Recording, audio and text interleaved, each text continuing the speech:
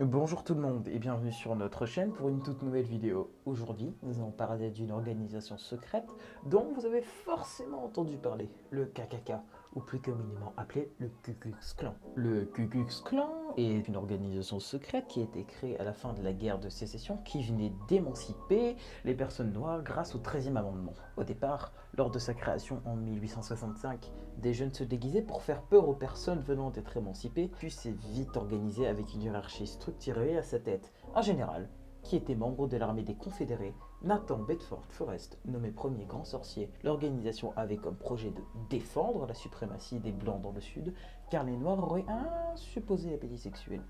Très vite, le clan a recours à la violence, en commettant des meurtres et de la torture sur toutes les personnes qui étaient affranchies ou aidaient les affranchis.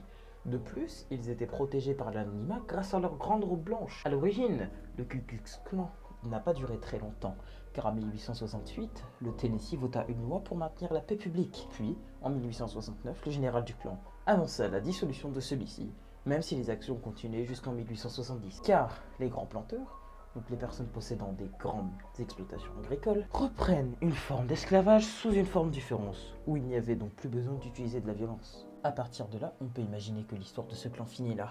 Bah non, car il renaîtra de ses cendres en 1915 avec William Joseph Simmons, un ancien membre du clan, mais il ne reconnaîtra pas du tout la suite de la Russie. Il faudra attendre la fin de la Première Guerre mondiale et qu'il se développe en 1920.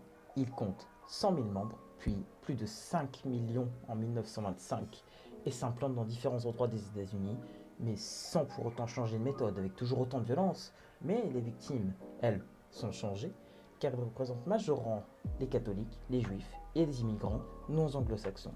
Les clans, initialement une société secrète, ne l'étaient plus. Ils défilaient librement dans les rues. Mais bon, heureusement, rien n'est éternel. Et celle de ce deuxième clan a commencé en 1926, car il y avait beaucoup d'ennemis journalistes, politiques et hommes d'église. De plus, le jeudi noir ou crash boursier de 1929 porta un coup fatal au Ku Klux Klan qui, à cause de la crise économique, sombra dans le chaos. Mais bon, pas de chance, car en 1960, le Ku Klux Klan réapparaît une nouvelle fois, même s'il ressemblait beaucoup au mouvement fasciste en Europe avec entre 10 000 et 30 000 membres, mais cette fois-ci avec une influence très limitée. Aujourd'hui, qu'en est-il? Vous pensez peut-être que le clan est mort? Eh bien non.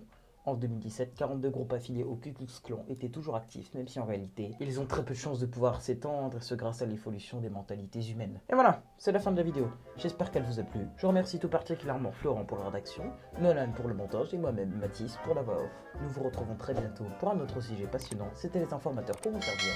Bye!